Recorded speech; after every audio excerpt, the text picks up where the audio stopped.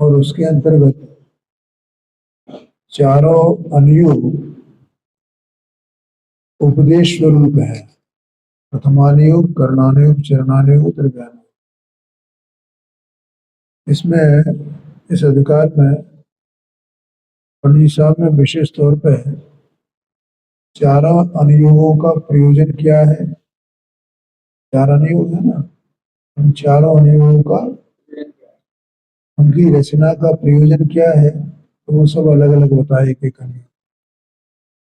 उसके बाद चारों अनुयोग में व्याख्यान का विधान क्या है उसको बताया है, और उसके बाद फिर पद्धति बताएंगे कि व्याख्यान की पद्धति क्या है, तो वह पद्धति पढ़ेंगे अब। तो यहाँ अभी व्याख्यान का विधान चल रहा है, तो व्याख्यान के विधान में यहाँ पर चरणानुयोग के व्याख्यान का विधान क्या है वो चर्चा चल रही है। देखो 280 पेज पर चलेगा।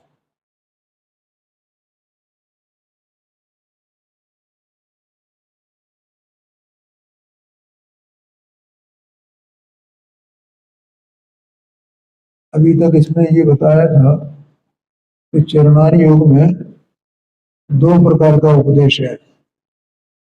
क्यों प्रकाश है? कौन सा दो प्रकार का? याद है कुछ?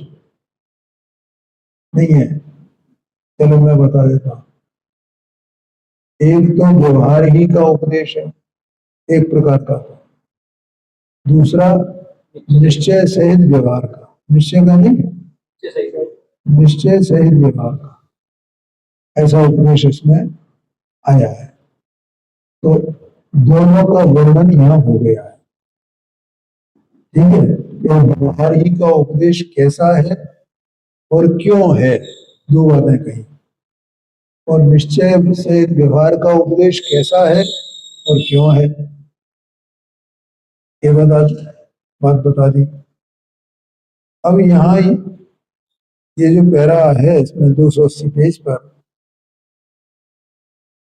इसमें एक सामान्य कथन किया गया है।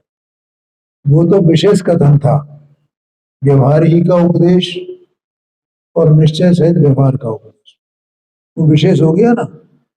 अब यहाँ एक सामान्य कथन है और सामान्य में भी विशेष है। वो कैसे है?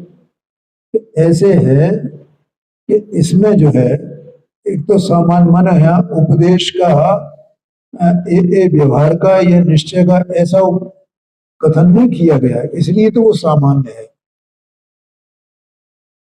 तो फिर किस प्रकार से विशेष है कि यहाँ पर अलग अलग जीवों की पात्रता क्या है और उनकी परिणति के आधार पर पात्रता का निर्णय करके उनके लिए उपदेश किया गया। क्या कहा? उनकी जो जीव जो उपदेश सुनने वाले जो जीव हैं या उपदेश को पढ़ने वाले जो जीव हैं, स्वाध्याय करने वाले जो जीव हैं, तो उनके लिए उनकी परिणति किस प्रकार की है, तो किस प्रकार की परिणति वाले जीव के लिए किस प्रकार का उपदेश दिया गया है। ऐसा भिन्न भिन्न परिणतियां हो सकती है ना, जैसे अभी अपन ने चर्चा की थी कि किसी की रुचि काय में है तो सुनने में ही है, उसे सुनने से ही समझ में आता है। किसी की लिखने में है, पढ़ने में है। जैसे अपने डॉक्टर साहब थे तो उन्होंने लिखना और पढ़ना, लिखना और पढ़ना, सुनते भी थे भी, लेकिन उनके लिए सुनना मुख्य नहीं था, उनके लिए लिखना और पढ़ना मुख्य था। वो तो इधर उधर की जो वैसा होता था, जैसे सुबह वो बताते हैं कि जैसे सुबह जब उठे तो थोड़ा घूमने गए, तो घूमने गए तो घूम रहे हैं, जैसे मान लो भाई घूम रहे हैं अंदर ही, बाहर नहीं जा पा रहे घूमने के लिए, तो अंदर ही घूम रहे हैं, तो वो उन्होंने वो कैसेट या सीडी चला दी है और उसको सुन रहे हैं और घूमते भी गए हैं। जैसे हम सुनते हैं, कब सुनते हैं? सुबह व्याख्यान आता है उनका, डॉक्टर साहब का, तो हम अपना कान मुंह करते रहते हैं, तो कान हमारे वहां लगे रहते हैं, सुनते रहते हैं। कोई विशेष बात होती है तो वहां जाकर थोड़ा रुक भी जाते हैं, उसको सुनते हैं। और वैसे हम पढ़ते और लिखते ज्यादा है, हम भी लिखते हैं और पढ़ते हैं रुचि के साथ। तो परिणति की पात्रता अलग अलग प्रकार की जीव की है, तो उसके अनुसार किस तरह वो उपदेश दिया गया है ये यहां बताया है। देखो, तथा चरणान योग में तीव्र कसायों का कार्य छुड़ाकर मंद कसाय रूप कार्य करने का उपदेश देती है। ये सामान्य कथन हो गया। क्या कहा? चरणानी योग का क्या प्रयोजन है? जीवों के जो तीव्र कसाय है उसे छुड़ाना, जैसे बने तैसे, और मंद कसाय हो उनके, ये प्रयोजन है। यद्यपि कसाय करना बुरा ही है, माने जीव कसाय रूप परिणमन करे तो कोई अच्छी बात नहीं है, चाहे वो मंदरागी क्यों नहीं हो, मंद कसाई क्यों नहीं हो। क्यों? क्योंकि जीव का वो स्वभाव नहीं है ना, तो जीव अपने स्वभाव रूप रहे, सबसे उत्तम बात तो वो है ना। कसाई रूप रहे ही क्यों? उसका वो स्वभाव ही नहीं है। कसाई तो झंझट है, दुख है, पाप है, इसलिए कहते हैं यद्यपि कसाय करना बुराई है, तथापि सर्व कसाय न छूटते जानकर जितने अंश में कसाय घटे कम हो उतना ही भला होगा, ऐसा प्रयोजन वहां जानना। आ गया समझ में?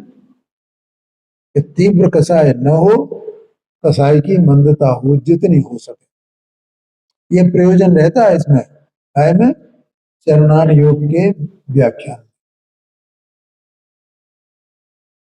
दृष्टांत देते हैं। जैसे जिन जीवों के आरंभादिक करने की, मंदिरादि बनवाने की व विषय सेवन की, क्रोध आदि करने की इच्छा सर्वथा दूर होती न जाने है, कोई किन्हीं जीवों को इन्हीं में रुचि होती है आरंभादिक करने। समझ में आया ना? मंदिरादि माने, मंदिर का मतलब है मकान, भवन, भवन निर्माण करने की।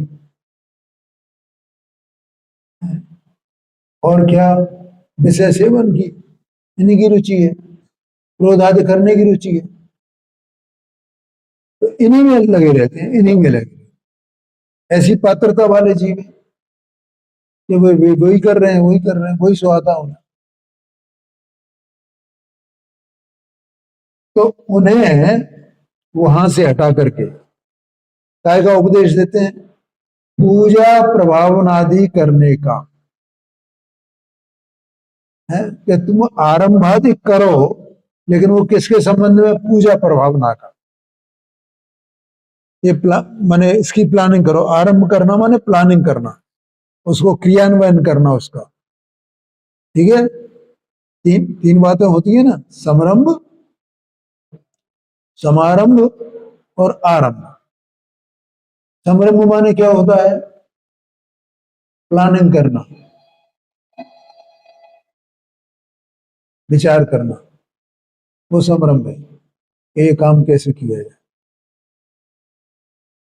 समारंभ माने क्या? वो कार्य जो करना है उसके लिए सब सामग्री इकट्ठी करना। ठीक है? और फिर सामग्री इकट्ठी हो गई, अब क्या करना है? कि उस कार्य को करना, उसमें लगना।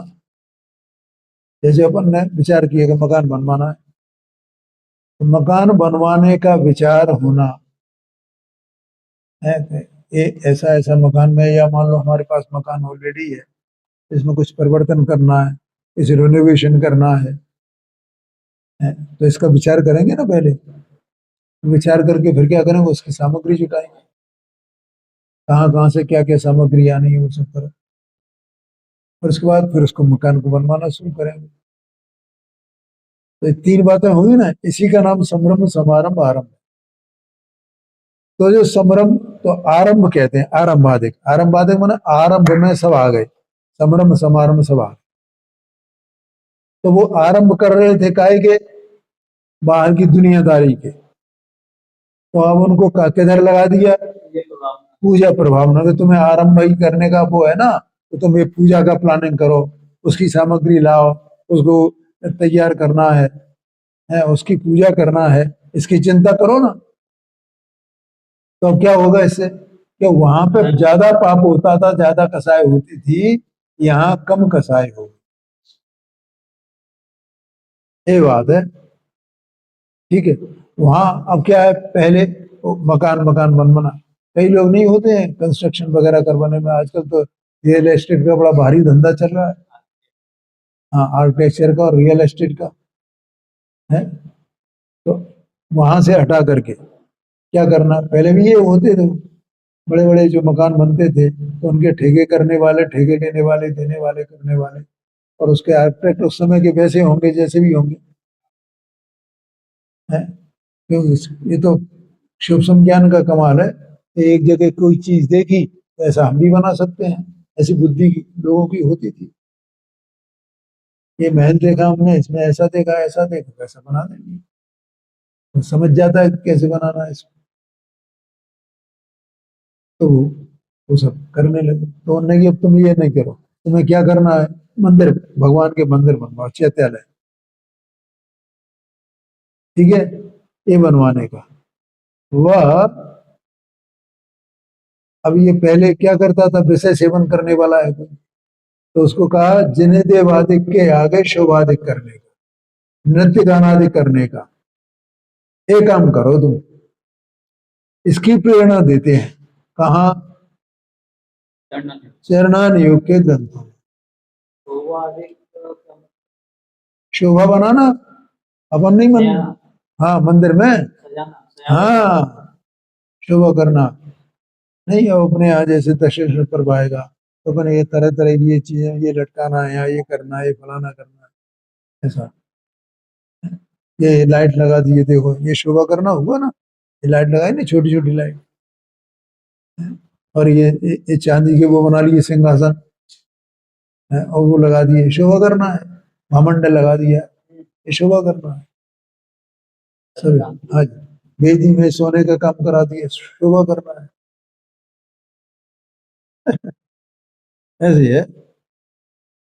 और ये देखो ये लगवा दिए ना खम्भों के ऊपर, तो ये बिल्कुल साफ सुथरे रहते हैं ना, पहले उन पे जो है वो किसी के निशान विशान भी पड़ जाते थे, इन पे निशान वगैरह नहीं पड़ेंगे, ये ऐसे कैसे ही रहेंगे, ये शोभा करना होगी। तो जिन देवादिक के आगे शोभादिक, नृत्य गाना अधिक करना, विमानोत्सव करना, विमान निकालना भगवान के, उसमें शोभा करना, और धर्मात्मा पुरुषों की सहाय, जो धर्मात्मा पुरुष हैं, धर्म में लगे हुए हैं, सम्यक दृष्टि ज्ञानी धर्मात्मा है, व्रती श्रावक हैं, मुनिराज हैं, उनकी सेवा करने में,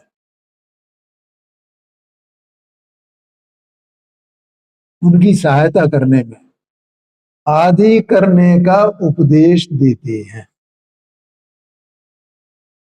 आया समझ में, इस प्रकार का उपदेश कहां दिया गया है? चरणानी योग। ऐसा कि ए जीव, इसका पहले कैसा आचरण था, कि ज्यादा कसाई करने का आचरण था, तो अब इसको कौन कौन सा आचरण का उपदेश दिया गया, जिसमें कम कसाई हो, मंद कसाई हो, वैसा उपदेश दिया है इसको, इसके लिए तो ये पात्रता होगी ना उसकी। क्या कहा ओम प्रकाश जी, समझ में आया ना? क्योंकि अच्छा, ऐसा किया क्यों, इनमें परंपरा कसाय का पोषण नहीं होता। परंपरा कसाय का पोषण नहीं होता माने क्या, ये देखो, कसाय के काम किए, पहले जो तीव्र कसाय के काम किए ना, कौन से, मकान वगैरह बनवाना है, और विषय कसाय का सेवन करना, ये सब क्या है, आरंभ बाधिक करना, ये तीव्र कसाय की काम है। बैठे ठाले जो आरंभ बाधक नहीं करते हैं। हाँ हाँ, ये बागवानी करना, ये करना फला, ये सब में तीव्र कसाय होती भी है। दुकान के लिए माल टाल लाना, फलाना करना, ये करना, ये सब तीव्र कसाय काम है। ये सब आरंभ बाधक है उसमें। गृहस्थी की चर्चा करना, संसार की चर्चा करना, तो ये सब, तो ये क्या है इसमें विषय क्या कसाय का, परंपरा कसाय का पोषण। तो अब जब ऐसे तीव्र कसाय के कार्य करेगा कोई, तो उसका फल क्या होएगा कि फल होएगा उसका प्रतिकूलता मिलेगी, उसे असाता का बंध होगा, अशुभ प्रकृतियों का बंध होगा। अब जब अशुभ प्रकृतियों का बंध होएगा, उनका उदय आएगा, तो यहां उसके शुभ शुभ कसाय हो सकती है। तो परंपरा कसाय हो गई ना उसके, पहले जो कार्य किए उसमें तीव्र कसाय की, उसके फल में जो संयोग मिले उनमें फिर तीव्र कसाय की, तो कसाय का पोषण हुआ ना। कसाय को छुड़ाने का कहां हुआ, कसाय कम करने का कोई मतलब मार्ग नहीं मिला ना। बोलो समझ में आया कि नहीं है? कसाय को कम करने का मार्ग नहीं है, इसका मतलब कसाय का पोषण करना है। परंपरा क्या लिखा, परंपरा कसाय का पोषण। इससे नहीं होता है, किससे नहीं होता है कि इस उपदेश को सुन करके जो भगवान के जिंदेवादिक के आगे शोभा करता हो, नृत्य गान आदि करता हो। यद्यपि नृत्य गान आदि करना अच्छी बात नहीं है, है? आज डॉक्टर साहब ने बोला था इसके ऊपर, उन्होंने ये बताया था कि देखो, मंदिर में नृत्य गान आदि करना ये अच्छी बात नहीं है, क्योंकि मंदिर तो समूह का स्वरूप है। तो वो जो ये कहते हैं ना, 100 धर्मेंद्र ने भगवान का जन्म हुआ तब वो नृत्य किया था, तांडव नृत्य किया था। तो वो नृत्य किया भगवान के जन्म पे, समूह शरण में थोड़ी नृत्य करता है कोई। और एक जन मंदिर समूह शरण का स्वरूप है, एक बात। दूसरी बात, वो वैक्रियक शरीर का धारी होता है, द्वादशांक का ज्ञाता होता है, सम्यक दृष्टि होता है, एक भवावतारी होता है। तो वो नृत्य करेगा तो उसके पैरों से जीवों का हनन नहीं होगा। लेकिन तुम क्या ईगा समिति पूर्वक यहां नृत्य करोगे? ऐसा उन्होंने ये बात उठाई थी आज आज की व्याख्यान में। तो ऐसे वो नृत्य गानादि करना कोई अच्छी बात नहीं है मंदिर में। लेकिन क्या करें, लोग जो तीव्र कसाय रूप परिणमित हो रहे हैं, घर गृहस्थी में पड़े हुए हैं, तो उन्हें नृत्य गान आदि भी करते। ऐसा कहा, इससे क्या होगा कि परंपरा कसाय का पोषण नहीं होगा, ये बताएगा। देखो लिखा फिर आगे, पाप कार्यों में परंपरा कसाय का पोषण होता है। निरंतर पाप कार्य चलते रहे तो क्या हो, परंपरा कसाय का पोषण। समझ में आया ना? इसलिए पाप कार्यों से छुड़ा करके इन कार्यों में लगाते हैं। ठीक है, अभी मैंने क्या बताया यहां पर कि एक तो सामान्य उपदेश है, दूसरा सामान्य होने पर भी विशेष है। सामान्य किस लिए है कि हाँ नहीं, वो क्रम से है, माने विशेष है। वो सामान्य इसलिए है कि अधिक कसाय को छुड़ाना है और मंद कसाय कराना है, ये सामान्य उपदेश है। ठीक है, तो अब ये पहली प्रकार के जीव हो गए, इनकी परिणति ऐसी है जो आरंभा देते नहीं कर लेते, तो उन्हें तीव्र कसाय से छुड़ा करके मंद कसाय रूप कैसे परिणमन करेंगे, ऐसा उपाय शरणान योग के ग्रंथों में दर्शाया गया है। अब दूसरी बात करते हैं। तथा थोड़ा बहुत जितना छूटता जाने उतना पाप कार्य छुड़ाकर उन्हें सम्यक व अनुव्रतादि पालने का उपदेश देते हैं। माने उनको ये भी उपदेश देते हैं कि भैया तुम सम्यक दर्शन प्राप्त करो,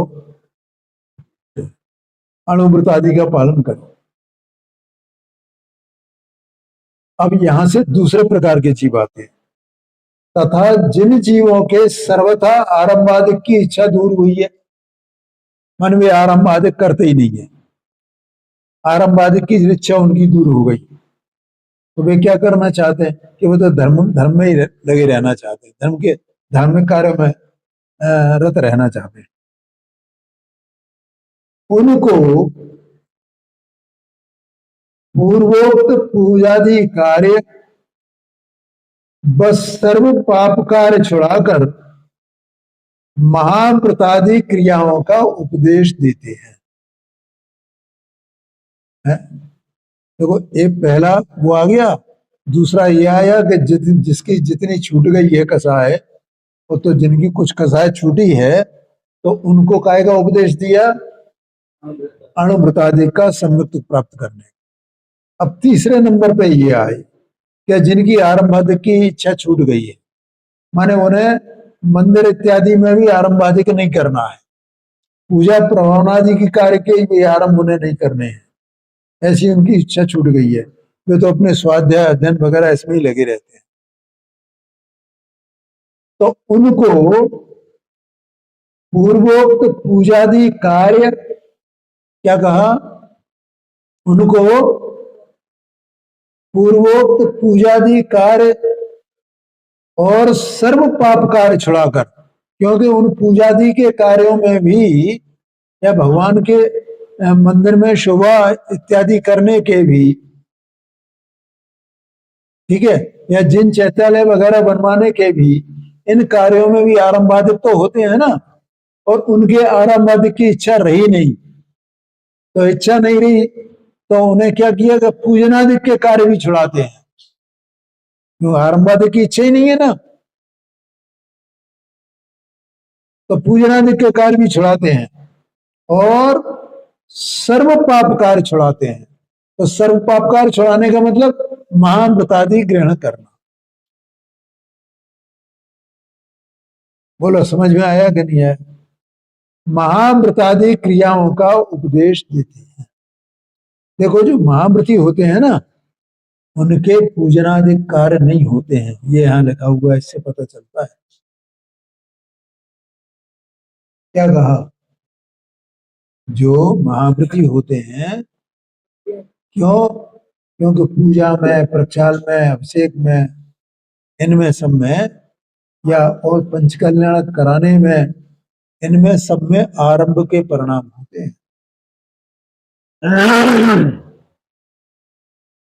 आया कि नहीं आया क्या? ये हम लोगों को पता नहीं है सर, तो इसके संबंध में कोई प्रश्न ही खड़ा नहीं होता है। हम तो ऐसे ही मानते हैं, ऐसे ही होता होगा भाई, ऐसे ही होता होगा। कोई महाव्रती हुए, महाव्रत धारण करके और एक कार्य करे तो अपन क्या समझते हैं, ठीक है भैया ये करना है, इनका करने योग्य कार्य है तो कर रहे हैं। एक बात तो आपने वो तो यही बात कह रही थी पंचकल्याणक में, पंचकल्याणक में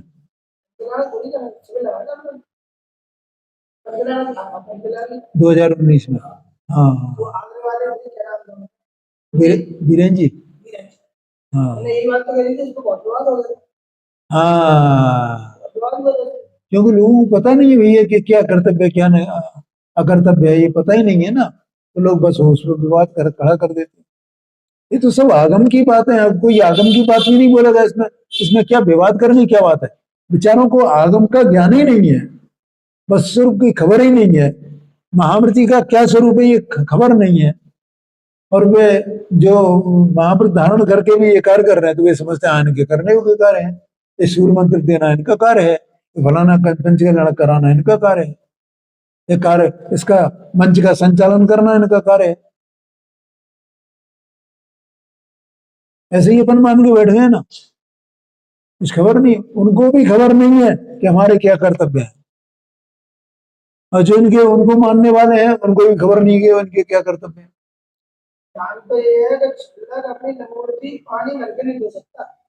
हाँ जी, हाँ जी, हाँ जी, बिल्कुल बिल्कुल। आराम का त्याग है। हाँ जी, हाँ जी, बिल्कुल बिल्कुल। 8वां वो है ना, 8वीं प्रतिमा है आरंभ त्याग। हाँ, आरंभ का त्याग ही होता है, बिल्कुल सही बात है। ऐसा समझ रहे हो भैया, क्या क्या करें। गुरुदेव जी कई बार व्याख्यान में कहते हैं बात, तो ये क्या करें सब, मतलब वो बिल्कुल जैसे वो कुएं में भांग पड़ी हो ना, वो स्थिति है, क्या करोगे। खैर, तो सर्व पाप कार्य छुड़ाकर महाप्रतादि क्रियाओं का उपदेश देते हैं, तथा किंचित रागादिक छूटते जानकर उन्हें, जिनके किंचित रागादिक छूटे हैं, कुछ रागादिक छूटे हैं, उन्हें दया, धर्मोपदेश, प्रतिक्रमणादि कार्य करने का उपदेश देते हैं। दया करने का उपदेश देते हैं, धर्म की प्रभावना करने के लिए धर्म का उपदेश करने का उपदेश देते हैं, और प्रतिक्रमण आदि जो कार्य हैं वो करने का उपदेश देते हैं। कहाँ? चरणान योग के ग्रंथों में। जहां सर्वराग दूर हुआ हो वहां कुछ करने का कार्य ही नहीं रहा, इसलिए उन्हें कुछ उपदेश ही नहीं है। जिनका सर्वराग छूट गया तो उन्हें क्या कार्य करने का उपदेश दें? उन्हें चरणान योग में उनके लिए कोई उपदेश नहीं, ऐसा कहते हैं।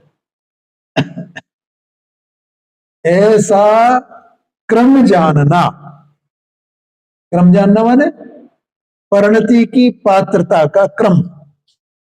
जीव तो सब है ना, जो आरंभी हैं, आरंभ करने वाले हैं, तीव्र कसाई हैं, वे भी जीव हैं, और जिनके थोड़ी बहुत कसाई छूट गई है वे भी जीव हैं, जिनके सर्व इच्छा दूर हो गई आरंभ आदि करने की वे भी जीव हैं, सब जीव ही तो है ना। तो किस जीव की परिणति कैसी है उसके आधार पर उसको कैसा आचरण का उपदेश दिया जाए, ऐसा उसमें विधान चरणान योग के ग्रंथों में किया गया है। हाँ जी, हाँ जी, हाँ जी। इस प्रकार से ऐसा नहीं है कि एक ही प्रकार का उपदेश सबके लिए होए, सबके लिए अलग अलग प्रकार का उपदेश है। तथा तो क्या कारण है असल में कि वो तभी तो बस वो मैंने ऐसा लगता है जैसे हमने अपने उससे मन से बातें बना दी हो किसी ने अपने मन से मानो, या हमें उनसे कोई द्वेष बुद्धि हो, ऐसा लगता है लोगों को। भैया हमें किसी से कोई द्वेष बुद्धि नहीं है, हमें काय को द्वेष बुद्धि, हमें द्वेष बुद्धि खत्म ही हो जाए बिल्कुल जितनी भी है। कौन चाहता है द्वेष बुद्धि? लेकिन जब कोई विषय आएगा तो बताना तो पड़ेगा ना, जीवों को ज्ञान कैसे होगा, ये यथार्थ क्या है। अब यथार्थ ज्ञान कराने में भी आपको ऐसा लगा विवाद करो तो करो, है तो जो लोग जानना चाहते हैं बेचारे जिज्ञासु हैं वे भी नहीं जान पाए, और तुम्हें तो जानने की परवाह ही नहीं है, ये स्थिति है। आगे कहते हैं देखो, तथा चरणान योग में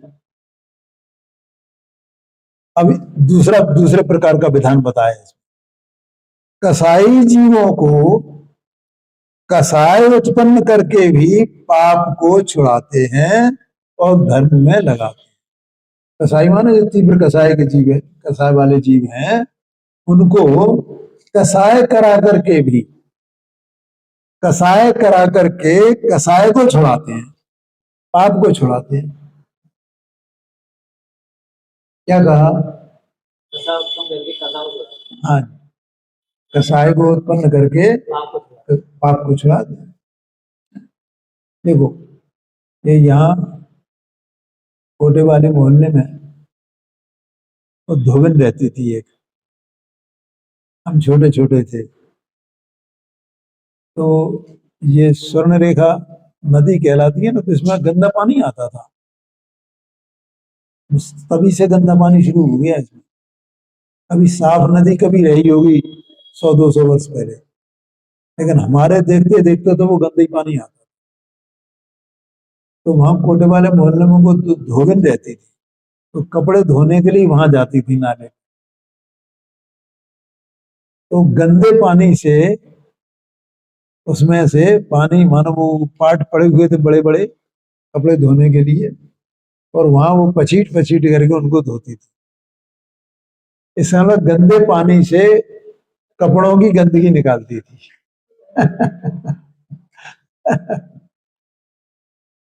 है?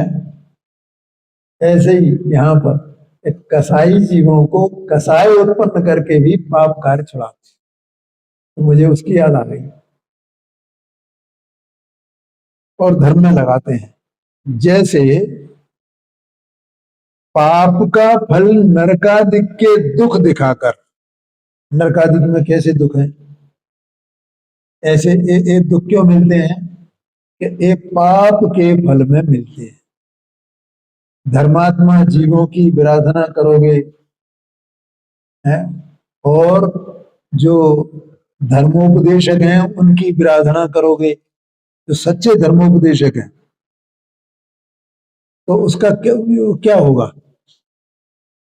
देवगुरु धर्म का अवर्णवाद करोगे, तो ये पाप है ना, ये सब पाप कार्य है।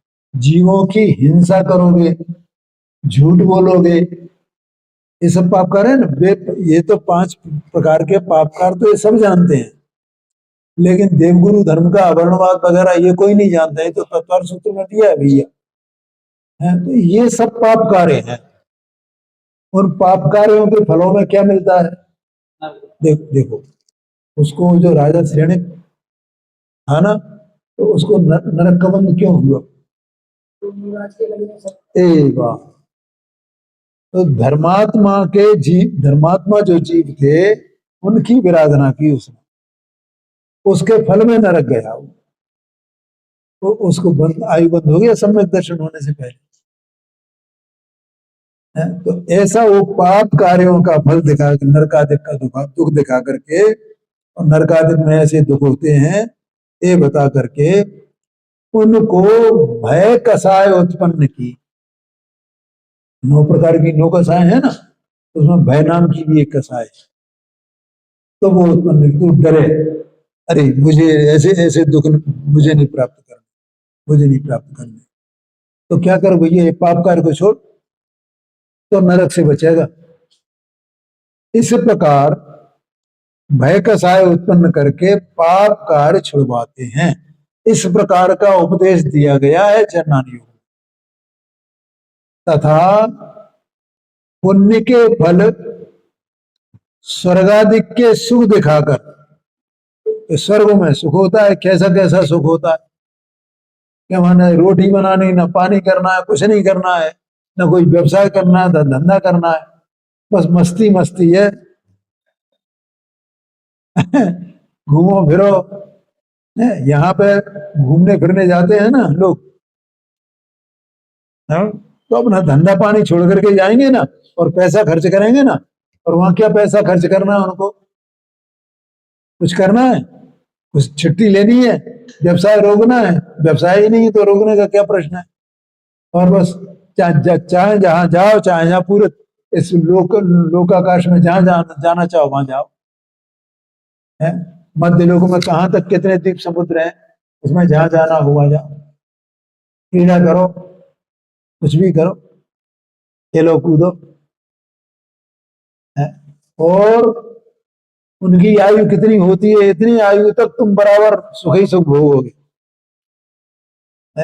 और यहाँ तो ये है कि पति पत्नी है, तो पति मर गया तो पत्नी दुखी, पत्नी मर गई तो पति दुखी। और वहां तो पति पत्नी रहेंगे, मामा जो है वो कोई दुख ही नहीं, किसी के मरने का ही प्रश्न नहीं है। एक मान लो छूट भी गई तो उसी समय समय भेद नहीं है, दूसरी उत्पन्न हो जाती है, वहां दूसरी आ जाती है, उसे पता ही नहीं चल पाता है, वो तो अवधि ज्ञान से जान जाए तो जान जाए, ऐसी स्थिति है, ऐसे सुख है वहां। इसलिए क्या करना कि पाप कार्यों को छोड़ना और धर्म कार्यों में लगना, तो तुम्हें स्वर्ग आदि मिलेंगे। ऐसा लोभ कसाय उत्पन्न करके और धर्म कार्यों में लगाते हैं। तथा यह जीव इंद्रिय विषय, शरीर, पुत्र, धनादिक के अनुराग से पाप करता है। ये 24 घंटे काय में लगा हुआ है, पाप में लगा हुआ। पाप कैसे, काय के लिए, कैसे? इंद्रियों के विषयों, उनके इंद्रियों के विषयों में लगा हुआ ना। अंदर में ये चैतन्य वस्तु सत्स्वरूप है, दर्शन ज्ञानमयी, और इसने अपने अज्ञान के कारण से अपने दर्शन ज्ञान उपयोग को कहां लगा रखा है? इंद्रियों के विषय, और इंद्रियों के विषयों में लगा करके स्पर्श, स्पर्शन का विषय, रसना का विषय, घ्राण इंद्रिय का विषय, इनमें ही लगा हुआ है ना। पांचों जिसको जितनी इंद्रियां, हर जीव ने अज्ञान के कारण से अपना जो ज्ञान और दर्शन उपयोग है वो उसी में उलझा के रखा हुआ है, अज्ञान के कारण से। तो ये संगी पंचेंद्रिय इतना इसका क्षोभ समय ये समझने वाला है, तो अभी ये नहीं समझता और इसमें ही लगा हुआ है। वे तो बेचारे नहीं समझते हैं कुछ भी, लेकिन ये समझ सकता है तो भी इसका उपयोग कहां लगा हुआ है? तो नहीं है इंद्रिय विषयों में, और काय में? शरीर के कार्यों में, शरीर के कार्यों में लगा हुआ है। शरीर कैसे सुखी रहे है, इसके भोगों में लगा हुआ है। मेरे दुख ना हो, मेरे शरीर में रोग ना हो, फलाना ना हो, इसमें लगा। देखो अपन ये देखते हैं ना, शरीर को सुखी बनाने के लिए डॉक्टर जो जो बताता है वो करते हैं कि नहीं करते? भैया सुबह उठ के घूमने जाओ, ऐसा भोजन करो, ऐसा भोजन करो, तो वो सब शरीर के लिए कर रहे हैं कि नहीं कर रहे? जिम में जाओ, ताकत बढ़ाओ अपनी, वो कर रहे हैं कि नहीं कर रहे? फिटनेस कैसे रहेगी, ये सब शरीर के लिए। तो इसमें सब शरीर का जितना संभ्रम समारंभ आरंभ है वो सब पाप रूप है कि नहीं है? इसलिए इंद्रिय विषय ये तो समझ में आता है। शरीर के लिए क्या है कि ये चल रहा है शरीर का, ये हर काल में होते रहे हैं ऐसे लोग, आज हुए ऐसे ही नहीं है कि आज ही हैं। शरीर, दूसरा पुत्र, पुत्र के लिए, पत्नी के लिए, माने परिजन जो भी अपने हैं उनके लिए, उनसे राग करता है, और उनके राग करने के कारण पाप कार्य करता है। पाप करके उनसे राग करता है, उनसे राग करता है, उनकी खातिर पाप करता है। बोलो करता है कि नहीं करता है? और धनादिक, जो धन धान्य है, अपनी संपदा है ना, उनके प्रति सिर राग पड़ा हुआ निरंतर, उसके लिए पाप कर रहा। ये मेरा छाता, उसको छाती से लगाता है, पाप करता है, धर्म से परान्मुख रहता है। इसलिए इंद्रिय विषयों को मरण क्लेशादिक के कारण बतलाकर उनमें अरति कसाय कराते हैं। इंद्रिय विषयों को मरण का कारण, तो वहां 5 इंद्रियां हैं ना, तो 5 इंद्रियों का अलग अलग दृष्टांत देते हैं, मालूम है? एक हाथी का है, एक हिरण का है, एक कमल का है, एक वो क्षमा ज्योति जलती है ना, घोड़ा वो होता है, वो पतंगा, उसका है, और हिरण का है, हिरण का है। तो इस प्रकार से उसके उनके मरण, इंद्रियों के विषयों से किस प्रकार से मरण होता है, उसको भी इसमें चरणान योग में उसको स्थान दिया गया, ये बताने के लिए। ये इंद्रिय विषयों में विषयों को मरण का कारण बतलाकर और उनमें क्लेशादिक हैं, दुख ही है, ये बता करके उनमें अरति कराते हैं। और स्त्री पुत्रादिक हैं, वे सब स्वार्थ के सगे हैं? और ये अपन प्रत्यक्ष देखते भी हैं, वो बात वहां कही गई है, नहीं देखते हैं प्रत्यक्ष। देखो कि किसी पति की मौत हो जाए तो भैया वो पति की मौत में कोई भी स्त्री ऐसी हुई है, भैया आप क्या करें, वो खुद मर जाए, खुद वो लगातार वो दुखी बनी रहे, नहीं, ये मस्त घूम रहे हैं, देखो उनको। हाँ बिल्कुल बिल्कुल, कौन किसका क्या है? क्यों? क्योंकि सब अपने अपने स्वार्थ के लिए रोते हैं, उसके लिए नहीं रोते हैं। उनका एक सहारा था स्वार्थ का, वो स्वार्थ का सहारा वो टूट गया, छूट गया। फिर वो क्या करता है, वो दूसरा सहारा देखता है। अब वो दूसरा सहारा जो भी मिल गया है बस उसके सहारे सारे, अब उसको कौन याद करे पहले सहारे को? बोलो है कि नहीं? अपनी खटिया होती, पहले वो खटियां चलती थी ना, एक पाया टूट गया तो क्या किया, तो दूसरा पाया ले आना। अब वो पुराने टूटे को याद करते हैं, क्या करना उसको? ऐसी स्थिति यहाँ है, सब अपने अपने स्वार्थ के लिए रोते हैं, ऐसा वहां वर्णन किया गया है, और इसलिए उनको उनके प्रति आरती कराई गई है। समय तो हो गया है, आगे चर्चा अपन करते रहेंगे।